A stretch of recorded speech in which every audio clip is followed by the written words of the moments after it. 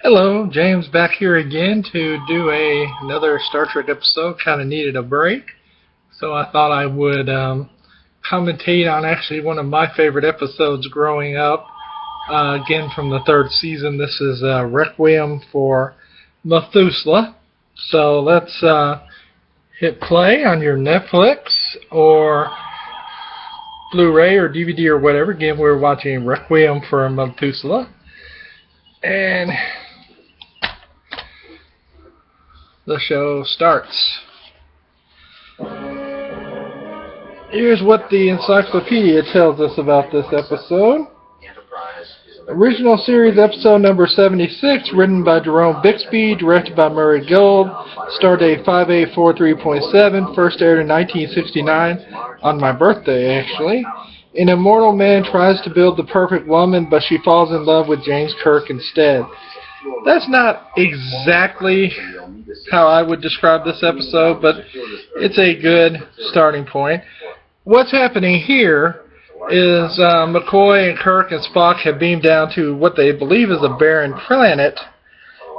They need a substance called Rytalian because everyone on the ship has gotten Rigelian fever, and if they don't find the Rytalian and turn it into the proper medicine, everybody's going to die. So they don't know what's going on. Here comes basically a probe that looks exactly like Nomad from a previous episode.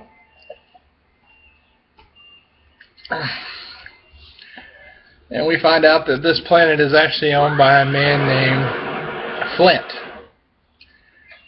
Flint is played actually by a really famous actor, James Daly, who was the father of Tim Daly. Tim Daly is, of course, known for his appearance in Wings, and he was also the voice of Superman in the animated series, the DC animated universe.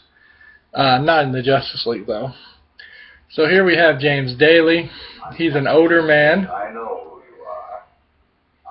He is not happy that people are on his planet, which is kind of weird because he kind of needs people on his planet if he's going to succeed in his plan. I retreat from the unpleasantness of life on Earth and the company of agents. I will set crew up there. Kirk is explaining to him that people will die if he doesn't help. And Flint begins to discuss the Black Death from Europe, the Great Plague, the bubonic plague. It almost turns like he had been there. This is kind of uncharacteristic of Starfleet. Kirk just said that he would actually take the Rytalian if it's not freely offered. I believe that that would definitely kind of skirt Starfleet regulations, but I suppose it is a life or death situation. Perhaps I would do the same thing.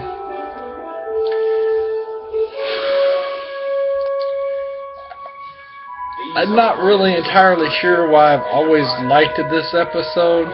It may be the title, Requiem for Methuselah. Requiem, of course, refers to a funeral, a remembrance ceremony. And Methuselah is from the Bible, the oldest recorded man. He's the son of Enoch and the grandfather of Noah. Is that right, Noah? Let me check that. Paternal grandfather to Noah, son of the prophet Enoch, lived to be 969 years old according to the Bible. So I guess the episode kind of tips us off that if we're going to use the word Methuselah, then we're talking about someone who is old. Because that's what Methuselah has kind of come to mean, is longevity and long life. So Kirk has ordered Scotty to, place phasers on Flint's possessions, or actually on them, and he's ready to just shoot everybody and let someone else from the ship come down and get his stuff. Test of power. Your enormous forces against mine. Who would win?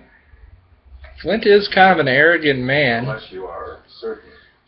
He thinks he has the defenses necessary to stop the Enterprise, and frankly, he very well may. You ever seen a victim of Richard and Peter? They died one day.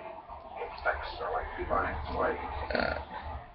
So, the plague is Rigelian fever. I don't know. I think I may have said something else. Marched through the streets, sewers. It left the city by ox cart, by sea, to kill half of Europe. The rats rustling and squealing in the night as they too died. The rats.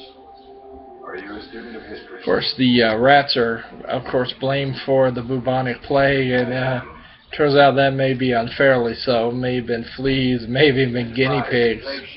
Not necessarily the rats' fault. Plus, it was spread on merchant ships. That's why it spread so far. So the probe thing, M4 is going to go get the Ritalian, and Flint decides he's going to be a decent host and invites the landing party up to his house. Kirk looks a little pudgy in this episode. Not really sure what's going on there. Oh, that's a really nice matte painting. I think that's actually the original painting. Oh, no. That was improved upon. Okay. So they come into this magnificent house, and it's full of antiques. My planet is surrounded by screens which create the impression of lifelessness. Protection against curious. And in a case, there's old books and manuscripts. There's a painting. Which serves as butler, housekeeper, gardener, and guardian. A most impressive home, Just a really beautiful home. I wish I had Flint's house, I tell you. His first editions alone just would be magnificent. And so we see for the first time the Raina, who is the other person who lives with Flint. She is watching what's going on a flat screen TV. Really awesome one. Seemed logical to do so for the moment. Well, in 2 hours, process the right talent into edit. McCoy is, of course, thinking about business, what it takes to actually make the medicine. It's the most splendid private collection of art I've ever seen, and the most unique. The majority of a lot of beautiful art there. Da Vinci, Renaissance period. Da Vinci. Some of the works of Reginald Pollock. And even a stand from Marcus II. And some other artists from another planet. Flint has all of their art. So Raina, this is the first time that she's seen other beings. Flint has kept her kind of under wraps. Story at this point is that her parents worked for him and they died, and he became her guardian, and she's taught her. But as we'll see, there are actually other reasons why she's there. Flint is trying to kiss her, but she's looking at him like he's nuts.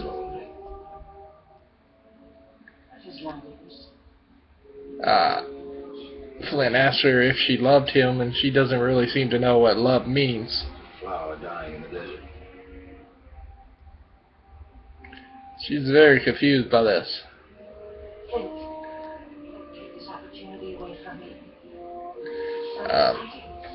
Flint originally doesn't seem to want her to actually interact with Kirk, Spock, and McCoy. He's acting very jealous, and she's asking him to let her do it. It's the first time that she's really asked for anything. Sorry. Might be interesting.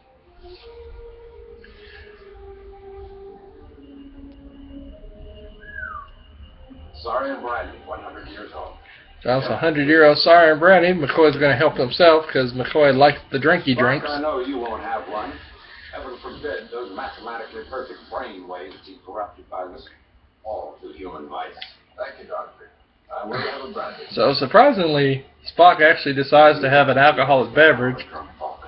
Once alcohol hits that, This is a first for Spock. it's because of what I've seen. I am close to experiencing an unaccustomed emotion. I'll drink to that. What emotion? Envy. So Spock is saying that he's almost envious of the collection that Mr. Flint has. I don't blame him. I'm pretty envious too. I would love to have that house. And use of materials as undiscovered Da Vinci's. He actually realizes that these are not Da Vinci's that are known. They're actually undiscovered Da Vinci's that no one had actually seen before. Needs to hang fixed. Yet my tricorder analysis indicates that the canvas and pigments used are of contemporary origin. So the mystery kind of thickens. These are obviously Da Vinci paintings, but they're actually done on modern canvas. Well, I guess they're maybe not obvious Da Vinci's. After all, it is not hard to forge things, but I think we could trust Spock here when he says that they're undoubtedly Da Vinci's. Run a full computer check. Now they're going to do a background check on Mr. Flint. They're going to go to the Google, type in his name, see what comes up. Let's enjoy this brandy. It tastes. Kirk is very happy to enjoy some brandy. And here comes M4 with the Ritalian. Looks like some purple glob stuff. So McCoy can now get started on creating the cure. Ritalian, ready to be processed into anatox. Beam up to the ship and start processing. That will not be necessary, Captain. So now Flint comes in and says, hey, you guys can, I have a really cool laboratory. Why don't you make your antibiotic here? So he's gone from wanting these people as gone as soon as possible to, hey, stick around. We'll have some dinner. I regret my earlier inhospitality. Of course, now he's apologized for being a jerk earlier. And now he introduces Raina to the group, and Kirk is like, yeah, boy, I'll stay now. As you know, Season 3 Kirk is even more of a lush than Seasons 1 and 2 Kirk. But to this episode's credit, it's not a love him and leave him type of thing for Kirk. Kirk is actually going to develop feelings for Raina. I thought you lived alone. I admit there are no others besides my family. Yeah. So Flint is claiming that she is his family. Mr. Spock. Mr. Spock. Of course, Raina is more interested in Mr. Spock because, you know, who wouldn't be? Because Mr. Spock is smart, and chicks dig the smart guys. At least that's what I keep telling myself, though I've seen no evidence to support that. Captain Kirk. Bryn, their parents were killed in an accident while in my employ. Before dying, they placed their infant, Raina Coplet, in my custody. I have raised and educated her. Most impressive results, sir. What else? So Raina's another homeschooled girl who lacks some basic social skills, which unfortunately happens sometimes with homeschooling. Sciences and arts. She is aware that the intellect is not all. But its cultivation must come first, or the individual makes errors, wastes time. And I do like Flint's attitude toward education. at her age, Says you have to cultivate knowledge, but you also have to recognize the beauty of things. Flint is my teacher. You are the only other man I've ever seen. Misfortune of men everywhere. And there is McCoy trying to be charming, but he really kind of comes off as, for today's audience, it's really a little bit insulting. So now M4 is going to go and make the medicine for him. Your pleasure, gentlemen. Chess, billiards, conversation. Why not all three? So Kirk is now staring at Raina like she's on the menu. So Kirk gets to mess around now while poor McCoy has to go actually do some work. He's now kind of lost because the M4 went into a room by itself and McCoy did not follow. Now you got like green and red and yellow liquid stuff. I think we're going to make some slushies. Not really sure what's going on with that. And we've got now Raina and Kirk playing pool. Because pool is sophistication. Actually, they're playing billiards. It's not 8-ball. It's actually the white ball and the red balls. So it's really slightly a different game. I suppose a more civilized game. I actually have not played billiards like that. I've played pool pretty poorly. Not a very good pool player. Used to play once a week on a really warped table, so that's probably why I'm not a very good pool player. Mission to colonize, exploit, destroy if necessary for advanced Federation. This is actually an interesting conversation. Flint sees himself as an intellectual and man of peace. So he basically dismisses Kirk as just kind of a grunt military man who just isn't that smart, who follows orders and just is interested in military conquest. What he's obviously trying to do here is he's trying to draw a distinction between himself and the captain, really probably for Raina's benefit. After all, even though he's been like a father to her, it's obvious that he has some romantic interest in her. As human beings, that's the way it is. To be human is to be complex. You can't avoid a little ugliness. And Kirk, even cops to being complex and being a little bit ugliness within. This is something that Kirk would obviously be very familiar with. After all, in one episode, the transporter actually turns him into good and evil parts of himself. So he probably really understands that concept better than most. I don't know if they were intentionally giving a nod to continuity there, but, if they were, bravo. If not, unintentional works too. And obviously now Kirk and Raina are dancing as Spock is playing the piano. Spock is just a musical genius. Flint is obviously, he doesn't know what to make of it. He's obviously very jealous of the captain. Spock has kind of a curious look on his face.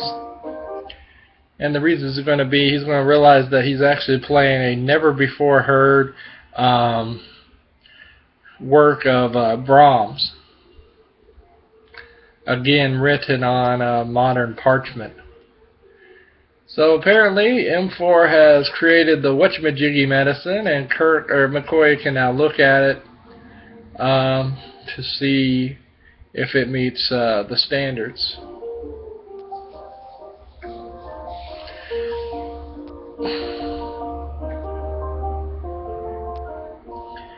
And we're still dancing, and Flint still looks jealous and a little bit mad. Oh, Kirk just put a little move on her, a little whisper in her ear. Oh, now he's touching the face. Doing his thing. Doing the Kirk maneuver. Oh, now they're cheek to cheek. The captain is really going for it here.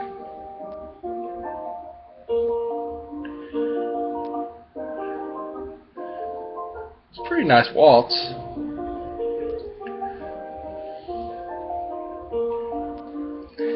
And McCoy's back. He's the only one who's actually been doing work.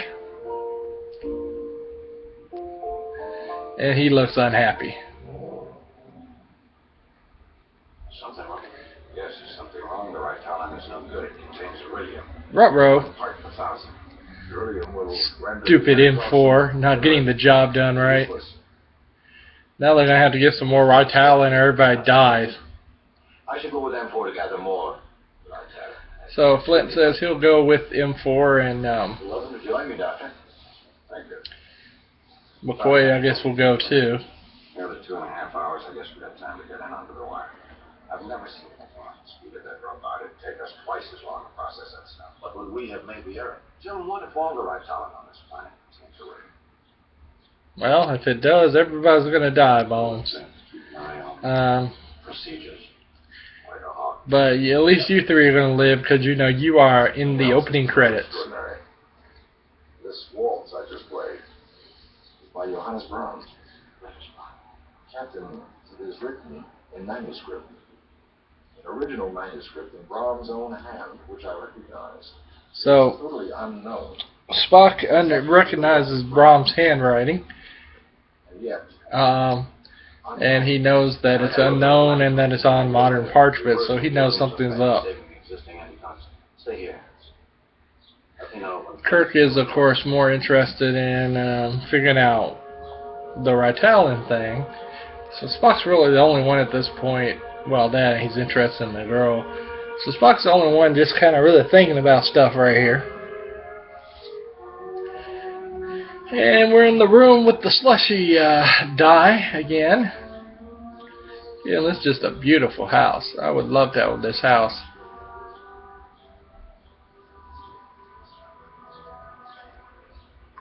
Captain's log, stardate 5843.75. Have I committed a grave error in accepting Flint's word that he would deliver the antidote to us? It's always interesting about Kirk in his captain's logs. Kirk is always kind of portrayed as a decisive guy who goes with the decision and doesn't look back, but you know that's just not true, and that's very obvious in his captain's log, because you know he's always kind of second guessing himself and wondering if he made the right decision. So you know, Kirk is a lot more complex than the way he's usually portrayed. So here's Raina coming into the laboratory with Kirk. And the room became lonely. Yes. Flower dying in the desert. so she's kind of spouting what Flint had told her what love is. She's kind of looking at a door. It turns out that this door, the same door that M4 had gone into to make the Rytalian stuff, she is not allowed to actually go through that door. That's the only thing she's not allowed to do. Do not know. Come here when I'm troubled. And I'll search myself. Apparently this laboratory is her secret place, her happy place, her figuring stuff out place.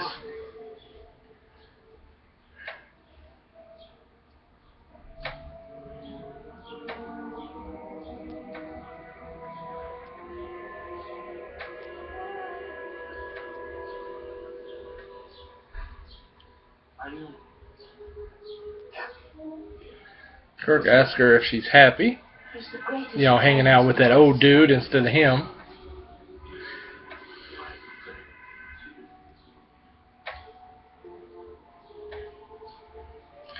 And we're back to the face touching. Apparently face touching was really big in the 60s. Oh, and a little bit of rubbing the shoulders. Oh, coming in for the kiss. The Kirk maneuver. Oh, no, it's a hug. You faked me out there, Captain. Don't be afraid. Now you're telling her not to be afraid while you pet her hair and ear. That's a little bit creepy. And he's kissing her, and again she's looking like, I don't even know what this is. We gotta make Kirk probably question his technique, and now he's hugging on her. And here comes M4. And M4 is menacing.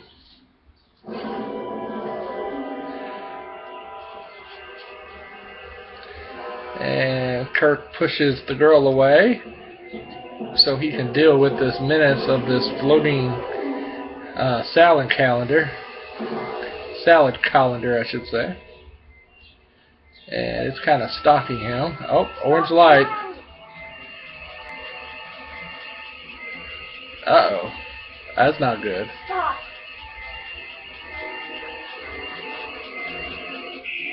And Kirk shoots it and disintegrates. Oh no, Spock shoots it and disintegrates it. Unfortunately, Spock is thinking with his brain and not other parts of his body, so he's there to save the captain. Not detect my presence and deactivate my phaser.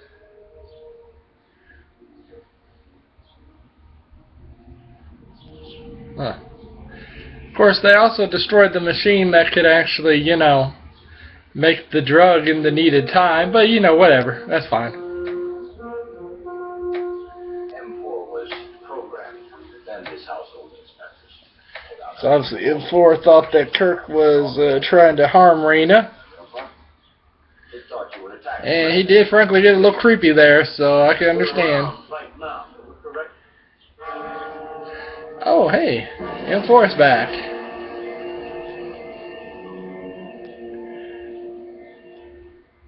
The device we went out, really, I created another. Well, maybe we should call this one M5. He made another one.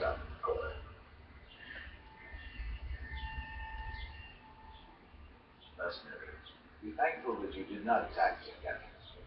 I might have accepted battle, and I have twice your physical strength. Oh, Flint throwing it down. Interesting test. Kirk apparently got a little aggressive there, and Flint is saying, "You're lucky I decided not to fight you, because I am way better than you." And he's twice, he has twice his strength, which I don't know how he knows that. Of course. Death, when unnecessary, is a tragic thing. Death when unnecessary is a tragic thing. That's Satisfied. one of my favorite quotes from the series, I think. Patiently, safely. And it's true. You have seen that my defense systems operate automatically, and not always in accordance with my wishes. Come, Rain. So he tells Reyna to leave with him, and she actually hesitates. Reyna. So this is a problem for him.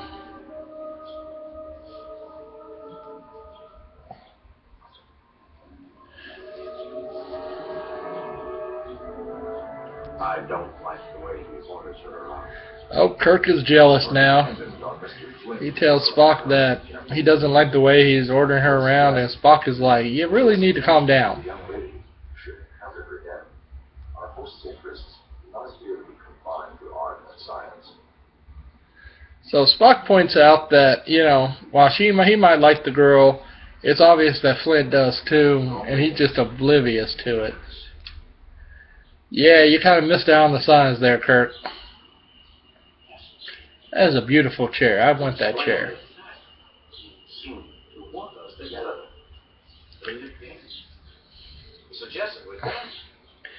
And Kirk is actually right. He is kind of Flint is acting kind of paradoxical.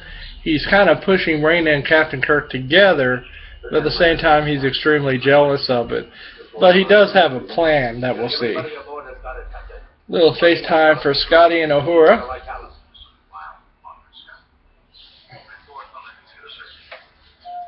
There's no report on Mr. Flint. He doesn't seem to have any past. So the Google search comes back on Flint. Apparently he's done one of those identity erasure things, and no one knows anything about him. So now they're going to do the Google check on Reyna. We have still a dinner, Miss Rizzo. I was able to run a tricorder scan on Mr. Flint. He is human. But there are certain biophysical peculiarities. So so Flint is human, but there's some differences. For one thing, extreme age is indicated. So Spock now knows that he's extremely old. Can you confirm that, Mr. Flint? I shall program the readings through Dr. McCoy's medical computer when we return to the ship. Time back. We must commence Rytalin injection within 2 hours and 18 minutes. The epidemic will prove fatal to us all. Yeah, so they had a little over 2 hours to get everything done. The delay may be deliberate. Somebody's keeping us here for some reason. And of course they're being monitored by Flint and Reyna. Yet he is apprehensive. Logical to assume that we are being monitored and that he is aware of our every move. Again, Spock shows why he's the smartest character in all of Star Trek history. You sent the robot to kill him. Came to protect you. My mind could not have summoned it. It was not frightened. If it's defective, then I would have destroyed it myself. Yeah. No, you sent it. Have I lied to you? Right now. Never. What I say, I would not want Captain Kirk dead. Yeah, I think you're lying. We'll let them have the right talent. Go to the Methuselah. Say your farewells. So he now promises that he'll give them the medicine they need, and he sends her off to say goodbye to them.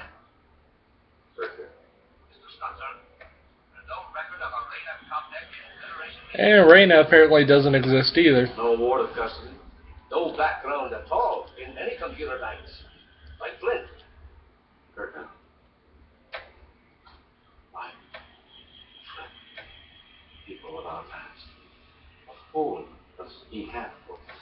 Captain, I would suggest that our immediate concern is See, once again, Spock is telling him, think with your big brain, not the other one that's down south. You don't need to be concerned with the girl. You need to be concerned with getting the medicine.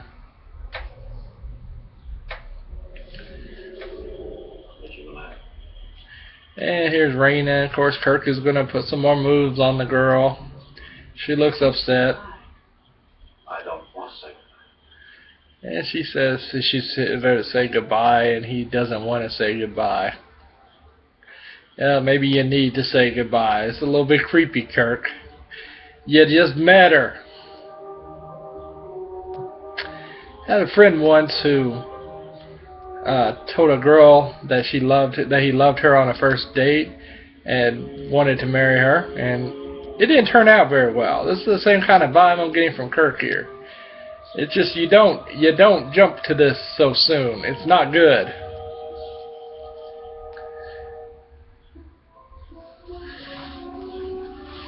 And Flint is actually watching them kiss. Now she's actually into it, so Flint's a bit of a voyeur here. He's obviously uncomfortable and jealous, but for the moment he's not doing anything about it. He's just kind of watching. It's a little creepy.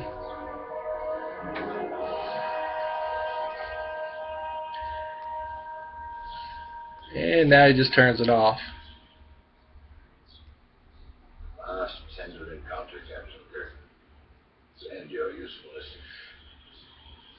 And it turns out that's actually what Flint wanted. As we noticed earlier, when he tried to show affection to her, and when Kirk first tried, she didn't know how to respond to it. Now she knows. So basically, he's actually used Captain Kirk to teach her how to love. And so now Flint basically thinks that he can just get rid of Kirk, and then he can move in on Reyna himself. Now, from what we know of this episode so far, it's a bit creepy, because Flint is basically like a father to her, and that, as far as she knows, he raised her. So you get that kind of awkwardness from that. So Spock, they got to find the Retaliant. It's behind the mystery door.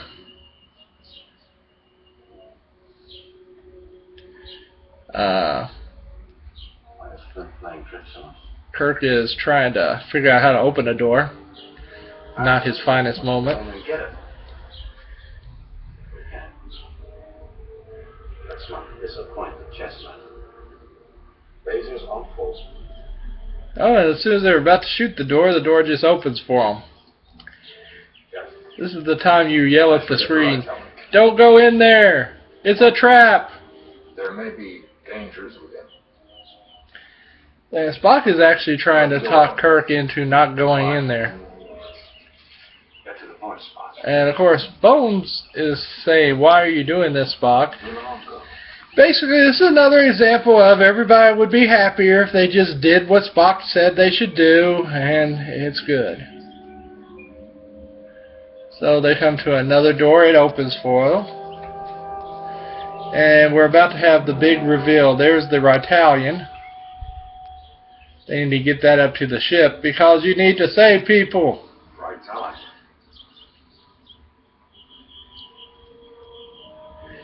And now there's a sign that says Reina 16.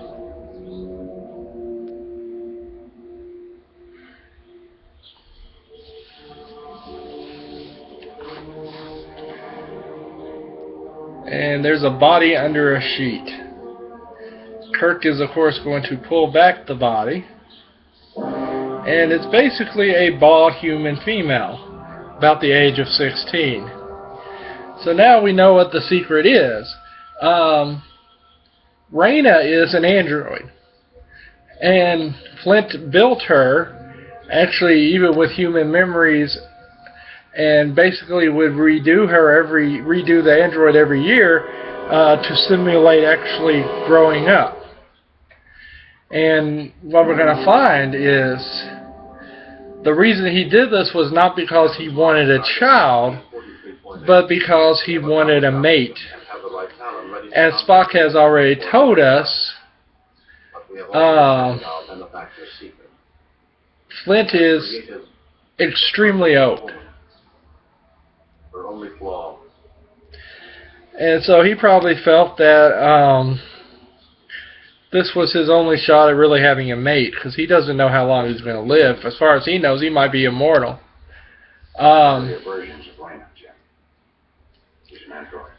So this is why Spock didn't want Kirk to go in there, because Spock had already kind of figured this out. Because, you know, he's Spock.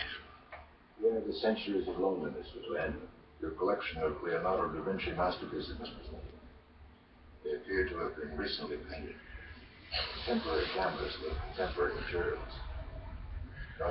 So we now figure out that Flint is Leonardo da Vinci. Unknown work. He's also Johann Brahms. Written in modern ink, yet absolutely authentic.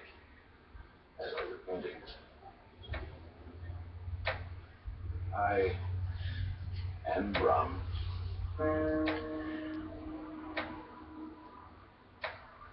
And Da Vinci. Yes. How many other names shall we call you?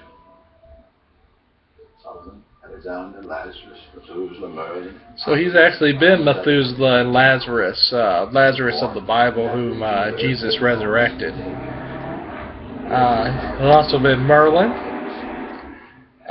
Methuselah, and just all kinds of different figures in famous figures in history. And a fool. I fell in battle, pierced to the heart, and did not die. So in the ancient world, he was a warrior, he was full of himself, and he got stabbed. But he has some sort of biological renewal going on where he just can't die. Live some portion of a life.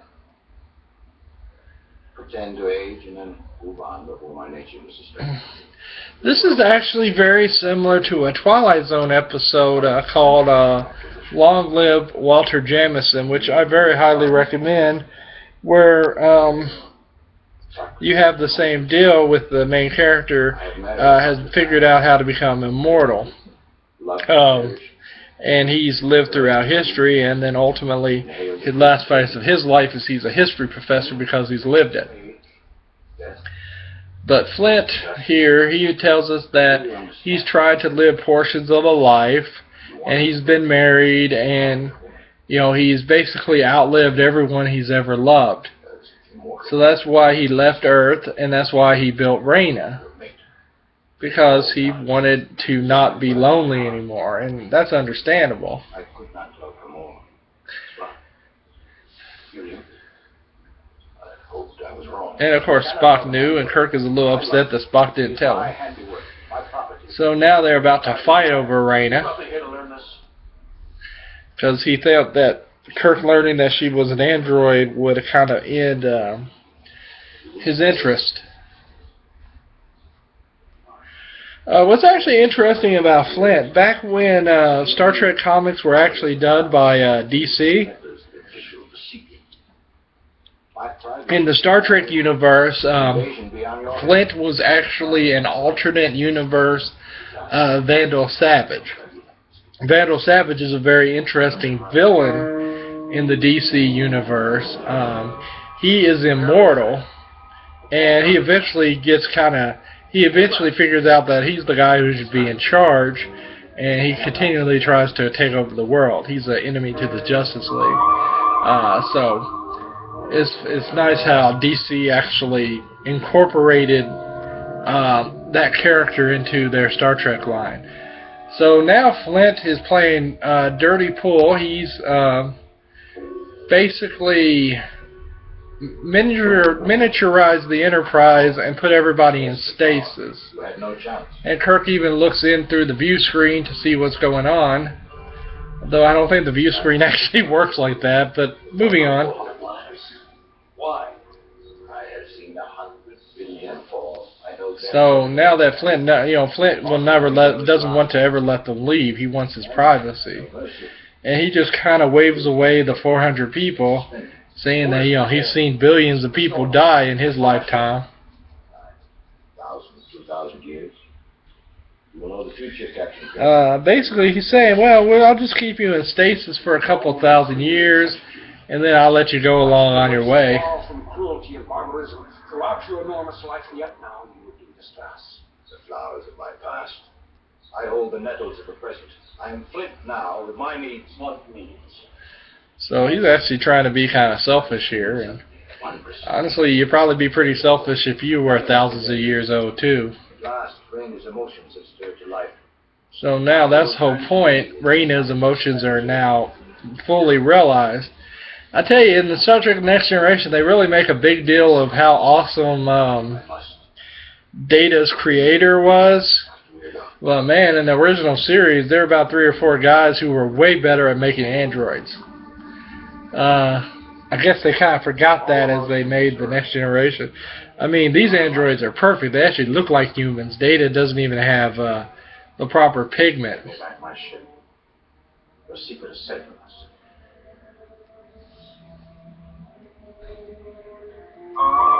So Kirk tells him that, he'll keep his secret, and then he restores the ship pretty quickly, actually. Though, personally, I think I would have asked him to keep him in stasis until they were ready to actually give him the inoculations for the, the Rigelian fever. So Kirk realizes that he's been used to fall in love with this girl for the express purpose of making her able to love for Flint. Because you knew I could bring her emotions alive. This episode will actually be alluded to in an episode of Voyager of all places, in a relatively unremarkable episode where Janeway is mentored by a holodeck version of Leonardo da Vinci, played wonderfully by the guy that played Professor Arturo in Sliders. John Rhys Davis has done a lot of great things. She mentioned that Kirk claims to have met him, but she said she thought that was apocryphal. I wish her voyages were apocryphal. So now Kirk is kind of mad because he's actually fallen in love, and here now they're going to fight over her. Your primitive impulses will not alter the circumstances. We're fighting for a woman. No, you're not. Well, she is not. Spock points out that they're fighting. Kirk says they're fighting over a woman, and Spock points out you're not because she's not a woman. So they're going to fight. It's not the best choreographed fight in the world. They're just kind of throwing each other around. Cannot be the cause of this. And it's just tearing her apart. Will not be the cause of this. And they don't realize that as they're fighting, they're really upsetting their girl. Please, stop. Stop. I choose. And there we I go. want to go. This is good. I want to do. Finally, a woman is stepping up in the original series and saying, I'm not property. I can choose to do what I want to do. Unfortunately, this was not something they did a very good job of in the original series. Women were actually treated as, basically props. The worst example is the way women are portrayed in Turnabout Intruder. But it's actually nice to see a woman say, I get to choose what I do with myself. Your spirit is free. You have no power. of ownership. And of course, Kirk is still trying to convince her to go with him. I urge you to stop. There is a danger. No man beats me. So Flint's ready to keep going at it here. Test. Reyna belongs to herself. Good, Kirk. Good. Kirk realizes that she belongs to herself. The bee. And we get a Kirk speech. To do as she He's like, you get to do what you want, baby, but I hope you come with me.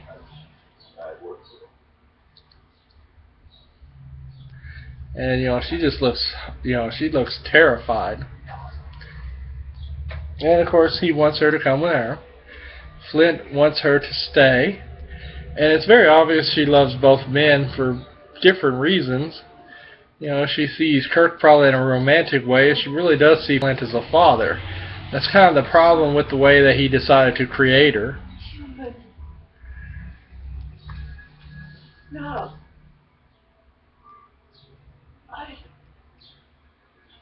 No.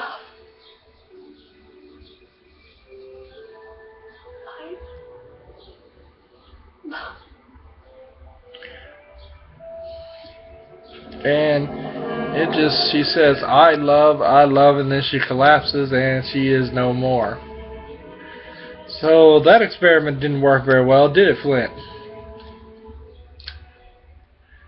So both Kirk and Flint have lost, I suppose, potentially the love of their life, though I still feel that the relationship between Kirk and Reyna is very much forced here. As a father, but there was not enough time for her to awful power and contradictions of her newfound emotions. That's okay. And Spock explains it to him that she did love them both for different reasons, and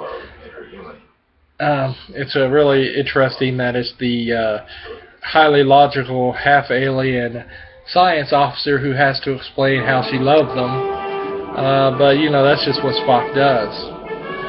And we're coming up on one of the more controversial parts of this episode from a fandom point of view of what actually happens here. Spock comes to Kirk's quarters. Kirk's sitting there. He is sullen. He is upset. He doesn't think that he can actually get over the loss of Reyna. Again, he met her today. Old and lonely man. And a young and lonely man. We put on a pretty poor show. And Kirk realizes that he really did kind of act like a jackanape, and he did not act like the complex, civilized human being that he purported to be. When it came down to it, he was ready to fight over a girl, a woman. So here's McCoy. Kirk has fallen asleep at his desk. Apparently he'd been up and he's exhausted. Turns out that Flint is actually going to die now because he actually left the Earth. Apparently it was the magnetic fields of the Earth that actually kept him immortal. So actually by leaving Earth, he has signed his own death certificate. Yes, I told her myself. And so I don't know if you're immortal how you respond to the fact that you're someday going to die. But, hopefully he'll do something brilliant. He's a character I really wish that they had explored more. Maybe they could have done something in the next generation with him. It would have been very interesting. It's a shame that they didn't. You wouldn't understand that, would you, Spock? You see, I feel sorry for you and I do for him. And Spock is taking some crap here from Bones. Bones is saying, oh, I feel sorry for you because you don't understand love. And frankly, I don't think that's fair. I think Spock may understand it better than anyone else. Glorious failure. So McCoy is talking about the glorious failures of love, and Spock is looking at him like he's an idiot. And frankly, he is acting like an idiot because, again, I think Spock probably understands the human condition and love probably better than he lets on, and probably better than anybody else because he's a detached observer.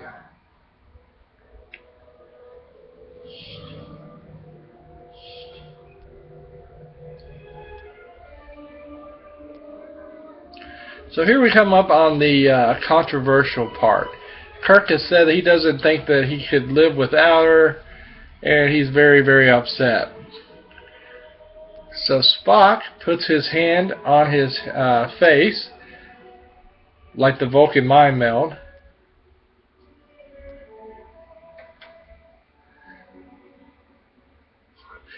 And he simply says to Kirk, forget. It's been kind of a matter of conjecture of what he means by forget. Does he forget about Raina? Does he forget about this mission?